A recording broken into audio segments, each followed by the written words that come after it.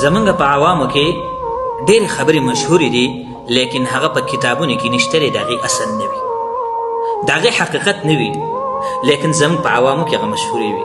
دا ګډې وړې خبرې زمونږ په عوامو کې مشهورې وي. لکه یوه خبره دا مشهوره ده چې کم کس ایمان راوړي مسلمانېږي، نوی مسلمانېږي نو دی اسې نه پاکېږي، اول به غسل کوي. دا خبره محض غلطه ده. نو د دې وجې نه بعضې خبرې داسې وي چې هغه زموږ عوامو کې چې کوم دی نو مشهورې وي، د شهرت هغه تواتر ته رسېدلې وي. نو د دې وجې نه بعضې خبرې مشهورې وي لیکن د هغې حقیقت نه وي، د هغې اصل نه وي. بله خبره زموږ په عوامو کې دا مشهوره ده چې کومې زنانه باندې چې کومه خپله میاشته کې خپله بیماري راځي، محوري بیماري پې وي، نو بعضې عوامو کې دا مشهوره ده چې د دې له لاسه به خوراک نه اخلي، د دې لاسه به څه خورې نه، دا به خوراک نه پخوي، دا به روټۍ نه پخوي، د دې لاسه به څه الې نه. دا بس غلطه خبره ده، حقیقت یې نشته، اصل یې نشته.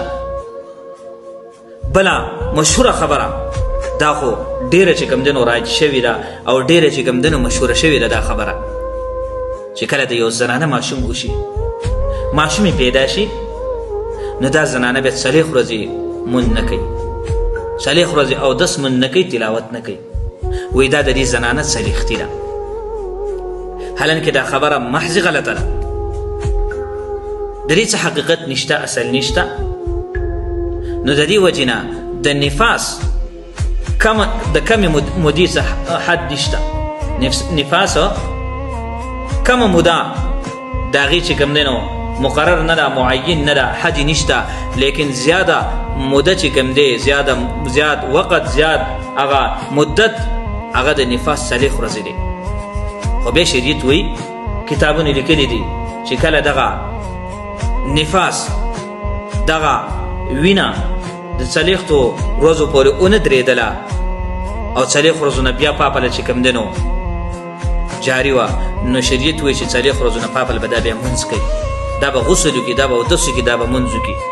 نو اصل مسله دا ده چې کله د یو زنانه ماشوم پیدا شي، نو که دا خون، وینه، دا دم دا 3 ورځې وروسته ودرېده، دا 10 ورځې وروسته ودرېده، دا 15 ورځې وروسته ودرېده، زنانه پاکه شوله، دا به غسل کوي، دا به مونځ کوي، دا به تلاوت کوي.